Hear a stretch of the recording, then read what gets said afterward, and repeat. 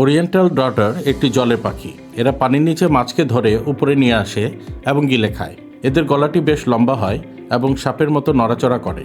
এই কারণে এদেরকে বাংলায় সাপ পাখিও বলা হয়ে থাকে। এদের প্রধানত মিঠা প্রাণীর হ্রদ এবং স্রোতে পাওয়া যায়।